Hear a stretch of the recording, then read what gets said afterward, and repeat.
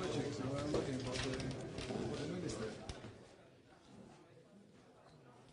Zini, kā mēs sākam, tad, kad viņi pavērās durvis, es pateicu, lai sāk tajā brīdī, kad pavērās durvis, nāk iekšā. Jā. Bez nekādiem brīdinājumiem, bez nekā, es neteikšu, esam gatavi.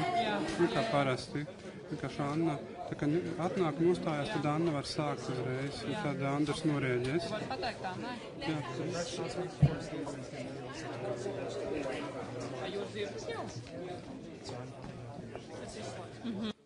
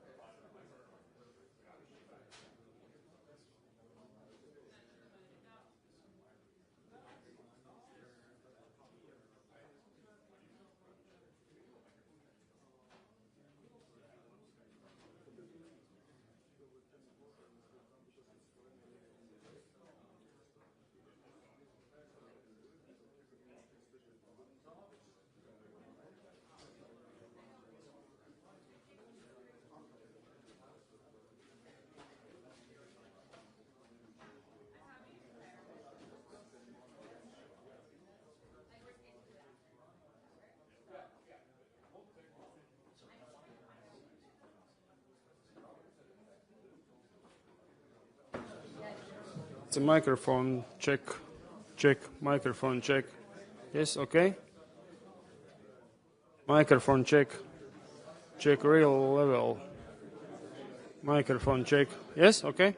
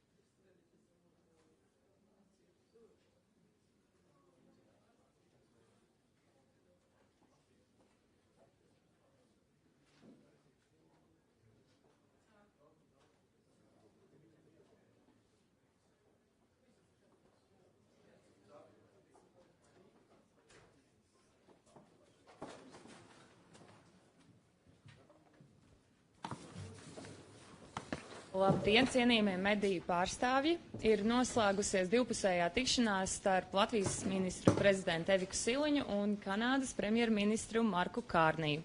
Sākumā būs amatpersonu paziņojumi, un tad būs iespēja medijiem uzdot ierobežotu skaitu jautājumu. Vārds ministru prezidentei Evikai Siliņai. Godātais ministru prezidenta kungs, dārgais Mark, godātie preses pārstāvi, arī tie, kas šeit ir atbraukuši no Kanādas. Labvakar! Jūs, Mark, esat laipni sveikts pirmajā vizītē Latvijā, un mēs jau zinām, ka Latvija un Kanāda ir ļoti labi sabiedrotie un partneri. Mēs Latvijā patiešām ļoti augstu vērtējam Kanādu, ne tikai dēļ hokeja, bet arī jūsu cilvēkus un izpratni par mūsu reģionu. Pēdējā laikā mūsu sadarbība ir vēl vairāk nostiprinājusies, un jāsaka, ka šī nav mūsu pirmā tikšanās. Mēs ar ministru prezidentu tikāmies jau šī gada pavasarī Vatikānā, kā arī kopā esam pavadījuši patiešām vairākas labās gribas koalīcijas valstu līderu sanāksmes. Jūsu šodienas vizīte Latvijā patiešām apliecina, ka mūs vieno kopīgas intereses un arī kopīgas vērtības.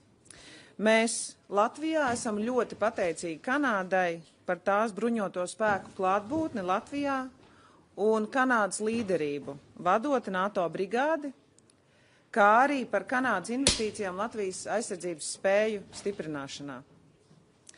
Tieši Kanādas vadītā brigāde ir pirmā austrumu flangā, kas jau ir veikusi vairākas brigādes līmeņa mācības. Un ir skaidrs, ka tā būs vajadzīga arī ilgtermiņā, un es saprotu, ka Carney kungs arī pēc brīža vēlēsies sniegt svarīgu paziņojumu šajā sakarā. Es esmu vairāk kārt apciemojis Kanādas karavīrus gan Ādažos, gan citviet Latvijā, un esmu guvusi apliecinājumu par izcilu mūsu bruņoto spēku sadarbību. Paldies jums par to. Mēs kopā esam spēks. To es esmu apliecinājusies arī labās gribas koalīcijas ietvaros. Mēs par savām vērtībām nešaubamies. Mēs vienmēr zinām, kādi ir mūsu mērķi. Un Latvija arī turpmāk rūpēsies par to, lai Kanādas karavīru uzturēšanās Latvijā būtu profesionāli liederīga un saistītos ar pozitīvām emocijām un atmiņām. Un arī pārunājot Kanādas karavīru klātbūtni Latvijā, viņi daudz ir teikuši, ka viņi labprāt arī pēc rotācijas atgriežas Latvijā, jo viņi šeit gūst patiešām nenovērtējumu pieredzi. Ikvienam Kanādas bruņoto spēku karavīram un ģimenes loceklim arī ir vieta Latvijā. Mēs par viņiem labprāt arī vēlamies šeit parūpēties. Mūsu ciešā sadarbība aizsardzības jomā ir būtiska ne tikai divpusējo attiecību stiprināšanā, bet tā dod arī skaidru signālu par NATO atturēšanas spēku. Tā efektīvi izpaužas ne tikai vārdos, bet arī darbos. Jā. Latvija ir apņēmības pilna stiprināt arī ekonomisko sadarbību, un kā jūs jau Latvijā zinat, mūsu Air Baltica iegādājas Kanādā ražotas lidmašīnas, un mēs par to esam ļoti lepni.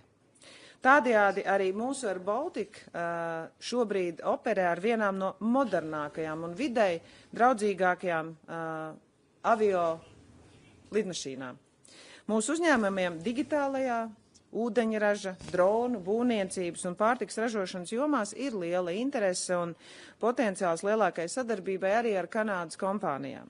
Mūsu militārā sektora uzņēmumi ir gatavi kopā strādāt ar Kanādas kolēģiem, lai kopīgi iepirktu un ražotu mūsu drošības un aizsardzības vajadzībām visu nepieciešamo, gan Latvijā vajadzīgo, gan Kanādā vajadzīgo. Mēs ar Kanādu sadarbojamies arī Eiropas Savienības ietvaros, un nesen notika Eiropas Savienības un Kanādas samits, kurā vienojāmies par drošības un aizsardzības partnerību, kas ļaus mums vēl ciešāk sadarboties arī militārajā industrijas jomā. Latvija un Kanāda turpina nelokāmi un dažādos veidos atbalstīt Ukraiņu cīņā ar Krievijas agresiju. Es viesojos Kijevā jūlijā, Carney kungs tikko viesojās Kijevā, un atzīmēja Ukrainas neatkarības dienu. Un mēs abi vienojāmies un pārunājām arī mūsu īsajā jau iepriekšējā sarunā, ka tas ir ļoti svarīgs signāls agresoram, ka mēs esam kopā ar Ukrainu. Mēs iesaistāmies arī ASV prezidenta iniciatīvā, kas paredz militārā ekipējuma piegādi Ukrainai, un mēs atbalstām sankciju stiprināšanu pret Krieviju. Gan Latvija, gan Kanāda to atbalsta. Un mēs plānojam arī apspriest galvenos risinājumus Krievijas radītajiem drošības izaicinājumiem arī Baltijas jūrā, ņemot vērā arī Kanādas pieredzi šajos jautājumos. Premjerkungs, Mark, es vēlos vēlreiz pateikties par jūsu vizīti Latvijā. Es zinu, ka jums bija ļoti intensīvs ceļojums, vizīte šeit Eiropā. Mēs esam jau 4. valsts, kā mēs apspriedām, premjers ir gan lidojis, gan braucis ar vilcienu, gan braucis ar mašīnu, helikopteru, pietrūk vēl tikai kuģa. Bet es tiešām pateicos par viņa izturību, un mēs esam ļoti, ļoti pateicīgi visai Kanādas sabiedrībai par to, ka viņu karavīri ir šeit Latvijā. Paldies! Paldies! Vārds Kanādas premjerministram Markam Kārnijam. Thank you very much, Prime Minister, dear Evika. It's a pleasure. I'll make a couple quick observations. One, there are many areas where we're cooperating economically, culturally.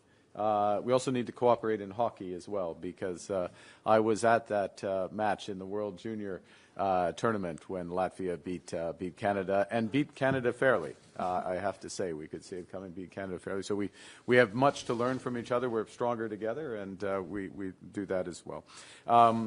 Look, we, as the Prime Minister mentioned, we first met actually in April at the Vatican. We've had regular discussions through Coalition of the Willing and other format since then. But when we first met, the Prime Minister kindly invited me here, and I made a point to ensure that I came. We picked a date to come here, which actually is the 34th anniversary of when Canada recognized Latvia's independence, becoming the first G7 country to do so. But I also mentioned to the Prime Minister at the time, I recall, because I knew this, by reputation, Latvia by reputation, of your contribution to the international community.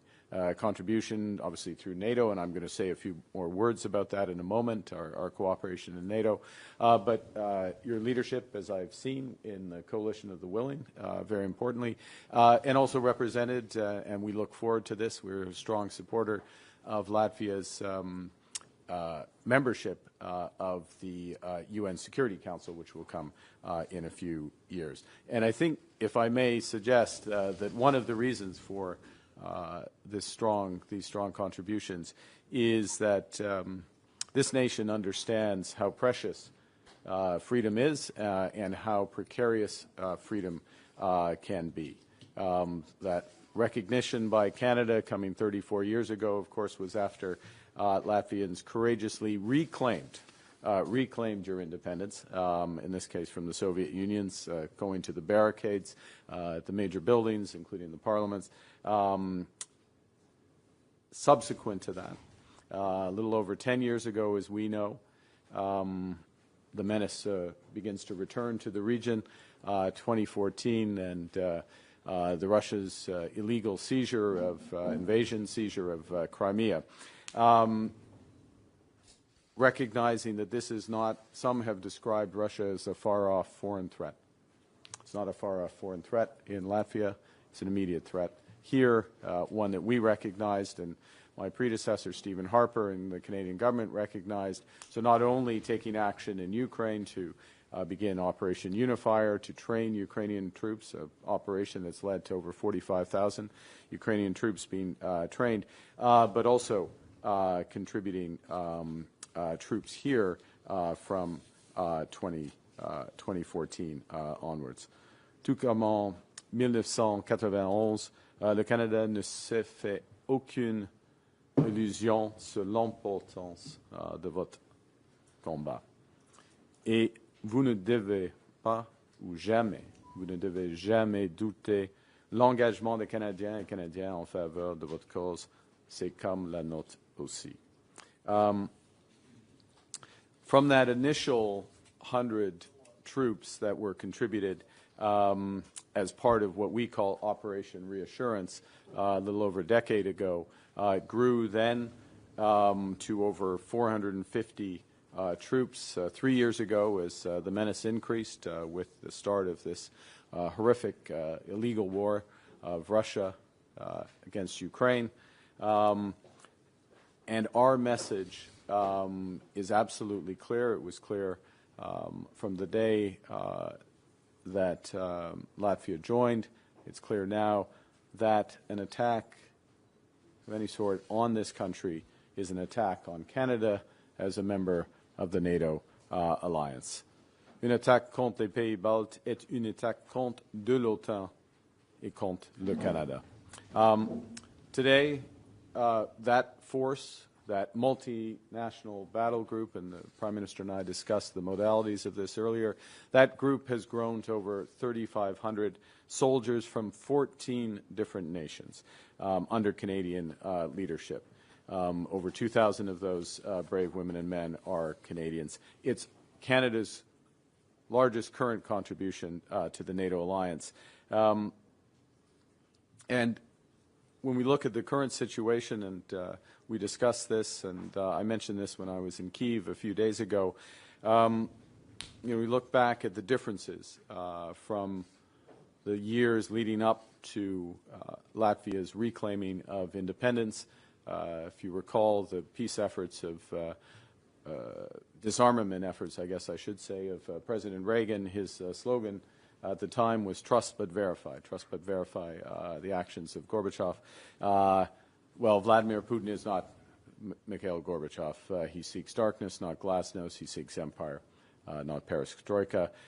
We can't trust but verify with Putin. As we think about the process through the coalition of the willing, we must deter and fortify.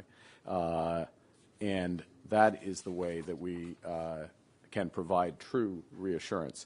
So to that end, it's my honor. I'm very proud, along with David McGuinty, our Canada's Minister of National Defence, to announce that Canada will extend Operation Reassurance, our leadership of that, our commitment here on the ground will extend for 3 more years. The 3 more years is just how we do these things. We extend over 3 years. And we will, in the process, increase the brigade's capabilities here in Latvia, reinforce our collective defense, strengthen our cooperative security, and keep the NATO presence strong. I do want to take this opportunity, Prime Minister, to thank you on behalf of the women and men of the Canadian Armed Forces who are currently serving, but who've served in the past and will serve in the future. You referenced this with some humility, but the hospitality and the experience that they have had means that they do want to stay. They do return, and they are proud to have provided this support. Together, we have important work ahead more broadly. As members of the Coalition of the Willing, we are working to secure peace and security in Ukraine. We know that that security can only come through strength, and that means tough sanctions on Russia. It means reinforcing the capabilities of the Ukrainian armed forces, and it will mean developing robust and credible security guarantees for tomorrow.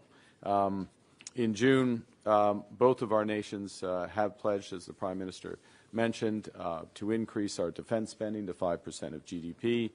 For Canada, that will represent, in cash terms, a quadrupling of defense expenditure from 2024 levels to the end of this decade. We had this conversation. We've had a running conversation on this. It will continue, and we have, I said earlier, a lot to learn from Latvia. We have a lot to learn from the experience in Ukraine, because what matters is not what we spend, but how we spend in cooperation, how we learn the lessons of changing nature of the battlefield, changing nature of defense. And so it is very important, direct bilateral cooperation with Latvia, also with Ukraine, but our broader cooperation as Canada with the European Union as part of our participation in safe security action for Europe as the instrument of the rearm plan. So we, 3 decades on, or to be more precise, 34 years on to the day from when we recognized your independence, we stand alongside you. We're honored to be by your side to deter aggression. And if I just finish by going back to when we first met in Rome in April. Feels like a few years ago, given all that's happened, but it was a few months ago. In his remarks, the Pope, this was at the papal inauguration, as you said, he reminded that peace is more than the absence of war. True peace is more than the absence of war. Madam Prime Minister, you rightly referenced values.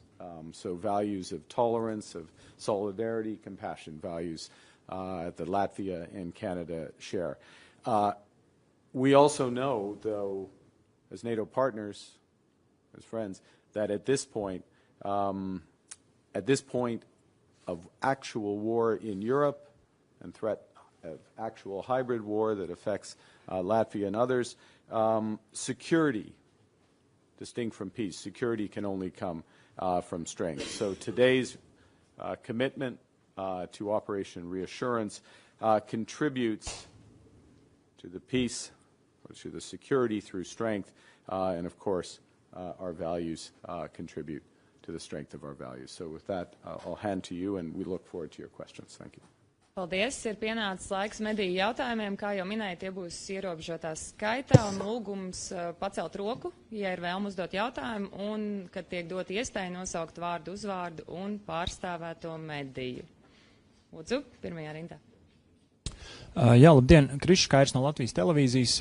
Gribēju sākumā Karnīkungam pavaicāt, vai ņemot vērā iespējamo, jāuzsver iespējamo ASV ietekmes mazināšanos tieši drošības sfērā Eiropā, vai jūs redzat plašāku Kanādas iesaistējā, tā skaitā caur Latviju? Nu, jūs minējāt šo palielināšanu, bet cik ļoti, teiksim tā, jūs esat gatavi iesaistīties Eiropas aizsardzībā? Un Siliņas kundze, jums gribēju pavaicāt, pirms 2 gadiem tika parakstīts šīs ceļa karte par plašāku sadarbību Latvijai Kanādai aizsardzības jomā. Jūsuprāt, vai Latvija ir izdarījusi visus nepieciešamos mājas darbus, lai uzņemtu šeit plašāku kontingentu?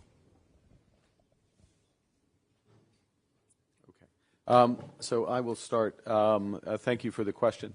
Yeah, I think one of the outcomes of the June NATO meeting, where we both of us and all NATO partners committed to this increase to 5% of GDP defense spending, is a consistency with what's called the defense capabilities of NATO. In other words, what's necessary to defend the eastern flank of NATO.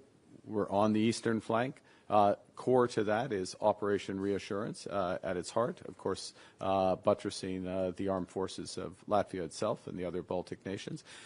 What's required, an increased understanding, what's required to defend the western flank, the northwestern flank, so the flank that comes down through the Arctic, something that NATO didn't historically focus on, is beginning to recognize with developments in warfare is necessary.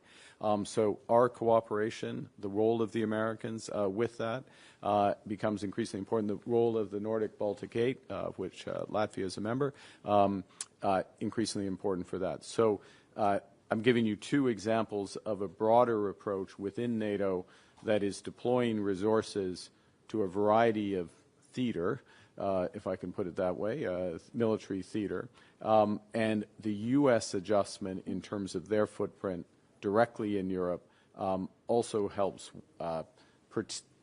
reduces in certain areas, protects in others. We need to fill in to those direct flanks, and I just referenced both on reassurance and final point, if I may. Some of you, I was on a ship today. Actually, I didn't go anywhere. It was a sub that was stationary, but at least I made it on a ship. And part of the reason was on a ship is that part of what's required is defense in the Arctic, and that needs new capabilities. So, if I can answer your question that way, it's a reshaping of how we defend ourselves. Jā, atbildot uz jūsu jautājumu, man jāsaka, jūs redzat arī pēc visām atbildēm, ko Carney kungs saka, šī ir tāda, manuprāt, ļoti labā prezentācija, ne tādā prezentācijas ziņā, bet paraugstunda tam, ko nozīmē NATO un ko nozīmē transatlantiskās attiecības arī NATO ietvaros. Jo, kur atrodas Kanāda, kur atrodas Latvija, bet tā sadarbība, kas mums ir bijusi, pateicoties gan Kanādas politisko vadītāju līderībai arī iepriekšējā premjera laikā, gan Kanādas bruņoto spēku vadītājiem. Jā, Kanādas spēku klātbūtne šeit ir paplašinājusies, arī mūsu sadarbība ar Kanādu ir paplašinājusies, un Latvija šajā laikā, protams, ir darbojusies kā viena no pašām pirmajām un vislielākajām Ukrainas atbalstītāju valstīm. Jūs zinat, ka mēs šobrīd esam atvēlējuši 0,25 no mūsu IKP procentus, lai atbalstītu Ukrainu, un mēs esam viena no pirmajiem Ukrainas atbalstītājiem. Mēs tāpat esam uzbūvējuši mūsu robežu, mums ir bijis daudz frontes, kurās mums ir jācīnās. Un tā kā es varētu teikt, mēs esam līdzvērtīgi šajā cīņā ne tikai hokeja laukumā spēlēt viens ar otru, bet es teiktu arī NATO ietveros mēs viens otru spēcinam un mēs viens no otra mācamies. Un, protams, Latvijai ir vēl mājas darbi, Silijas poligons, kurš pēc iespējas ātrāk ir jāpadara par labu treniņu vietu, lai arī Kanādas spēki varētu tur pēc iespējas vairāk trenēties. Mēs esam atvēruši dronu treniņu laukumu, kas, es domāju, arī ļoti palīdzētu un jau palīdz Kanādas bruņotiem spēkiem, bet noteikti Silijas poligons ir tas, kur mums vēl ātrāk vajadzētu virzīties uz priekšu, lai mēs varētu lielāku daļu arī no Kanādas spēkiem vēl uzņemt šeit. Tā kā šī sadarbība ir ļoti daudz, ko ieviesus arī praktiskajā ziņā abām NATO valstīm, bet kopumā arī NATO ietvaros, es domāju, mēs esam parādījuši, ka tādu līderību un tādu sadarbību nedaudz valsts spēja nodrošināt, un es par to lepojos. Bonjour, Monsieur le Premier Ministre, Prime Minister Silina. I'd like to start with the first question with you. Canada's renewed commitment in Latvia, what changes do you see on the ground right now that makes it important to happen right now? Et Monsieur Carney, des questions économiques. À propos des améliorations au port de Montréal, est-ce que vous vous engagez à le faire avec des évaluations environnementales ou allez-vous utiliser la nouvelle loi sur les projets nationaux qui vous permet d'en faire fi? Et en rencontrant le PDG de TKMS aujourd'hui, il a dit qu'il était prêt à construire un chantier naval au Canada. Est-ce que c'est réaliste? Merci. Jā, paldies par jautājumu. Pirmkārt, es jau, manuprāt, jau iepriekšējā jautājumā sniedzu zinām atbildi tas, ka mēs spējam sadarboties, un šobrīd Kanāda kopā ar Latviju kopvada šeit jau brigādes lieluma NATO vienību. Mainās tātad šīs valsts 14, 13, jo mainās mūsu NATO dalībvalstu skaits, viņi rotē. Bet tas ir liels sasniegums. Nevēlt arī NATO ģenerālsekretārs apmeklējot mūsu ādažu bāzi, pārliecinājis par to, ko vispār praktiski dzīvē patiešām var izdarīt šādas divas valstis, iesaistot visus NATO sabiedrotos un kā tas izskatās praktiski. Tas nozīmē, ka mēs esam gan 5G, tādas jau digitālās attīstības jomā ļoti pastiprinājuši visu NATO kapacitāti, gan kiberdrošības jomā mēs spējam arī kopā mācīties un trenēties. Mēs kopā šobrīd arī apmācam Ukrainas karavīrus šeit, Latvijā. Mēs kopā radam jaunus līmeņus, kādā veidā mēs vispār NATO ietvaros strādājam, un mēs kopā arī plānojam dažādas aktivitātes, ja iestātos pamiers vai miers Ukrainā. Un tie ir jautājumi, kas tiek risināti gan politiskajā līmenī, gan arī operatīvi mūsu bruņoto spēku līmenī. Un jāsaka, tā sadarbība patiešām ir ļoti novērtējama, un tādējādi mēs arī stiprinam visu kopējo NATO, jo tas, ka mēs arī kopīgi varam NATO mācību šeit organizēt, palīdz arī mums kā politiķiem un arī daudzām citām mūsu gan pašvaldībām, gan mūsu sabiedrībai vispār saprast, ko nozīmē situācija, kurā varētu iestāties kāda krīzes situācija šeit un kā mēs rīkotos. Un tas stiprina gan mūsu sabiedrotos, kas ir Latvijā, gan arī mūsu pašus. Ah bon. OK. Merci. Alors, en ce qui concerne vos questions, vos questions économiques, on commence avec la question sur le contre-cœur, le port de Montréal. Et il se peut que le contre-cœur puisse être un des premiers projets de l'intérêt national. C'est une possibilité. Ce n'est pas nécessairement le premier projet. Okay, premier point. Deuxième point. En ce qui concerne une épreuve environnementale, absolument, il faut le faire. Il faut le faire. Et c'est une des questions. On a l'occasion, avec le projet de loi, le C5, d'avoir une épreuve environnementale à l'échelle du Québec, dans ce cas. Au lieu d'une à l'échelle fédérale, au fédéral et puis au Québec. Alors, ça, c'est une des efficacités qui existent maintenant. On verra, on peut décider. J'ai eu une discussion avec le Premier ministre Legault en ce qui concerne l'avantage d'avoir un accord, un projet, une revue, comme le gouvernement du Canada a avec la Colombie-Britannique. Okay, ça c'est la première partie. En ce qui concerne la possibilité, encore on utilise le subjonctif, la possibilité d'avoir un chantier naval au Canada, évidemment, TMKS l'a dit, c'est une possibilité, on verra. Mais les bénéfices industriels qui seront liés aux navires, ou dans ce cas les sous-marins, ils seront importants pour la décision du gouvernement du Canada, pour l'option de la Corée et puis de l'option de l'Allemagne et Norvège. Okay? On the Montreal,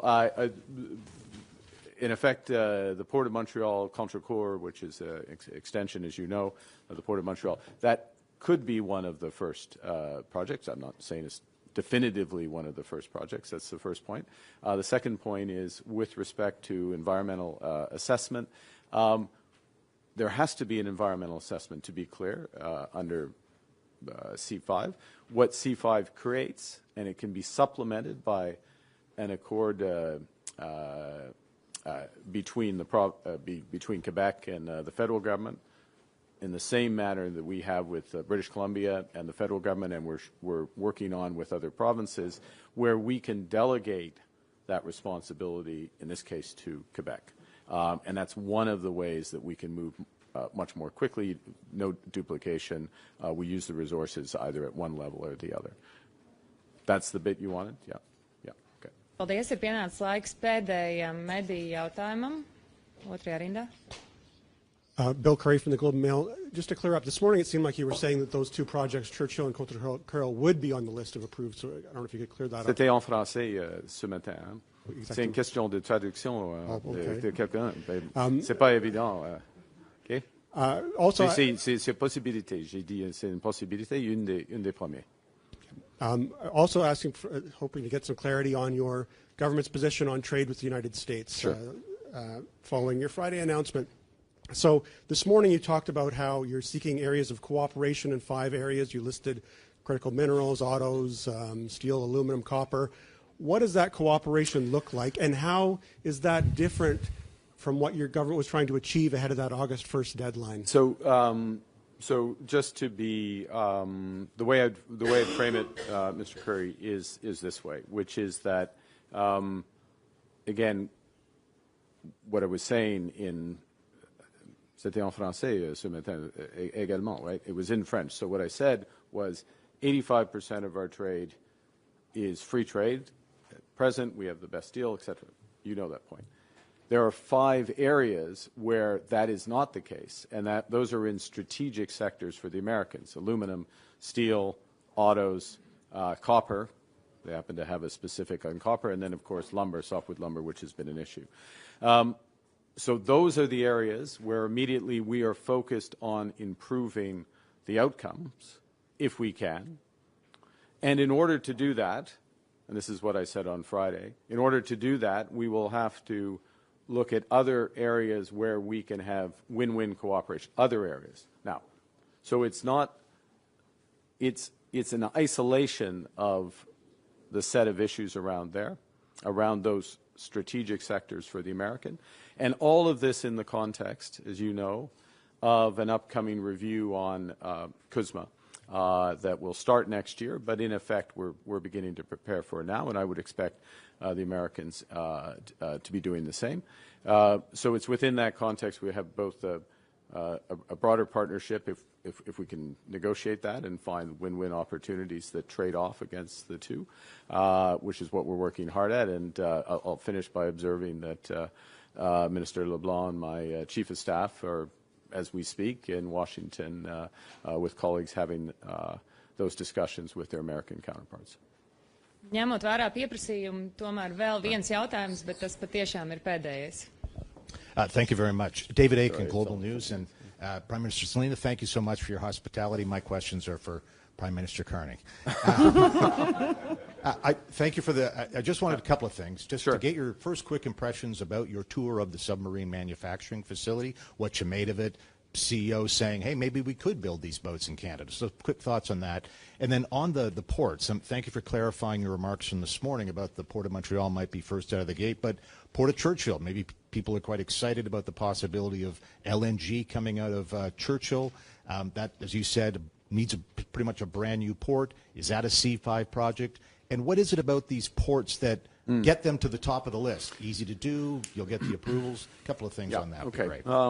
So let me say a couple of things, and let me preface my. I'm going to answer your question best I can, but I want to preface it from with the following important point, which is we are running a process. We're running a transparent, open, fair process.